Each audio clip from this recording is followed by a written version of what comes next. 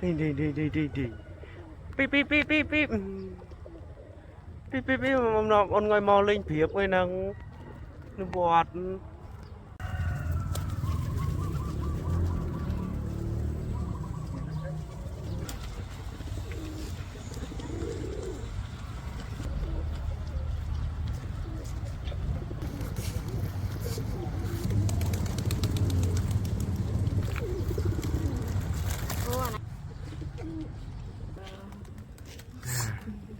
na cái đó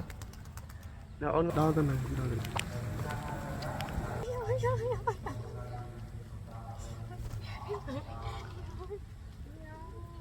chạm có thân chạm ra tới tia chạm mũi mà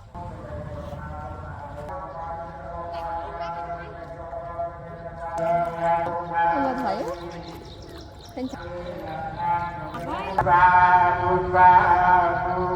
con núi trong một chân ta hiện ta bay ta vui một bên kia hiện ra con thiên trong chút ra con con sang vàng ngôi cho mang phạt tôi là con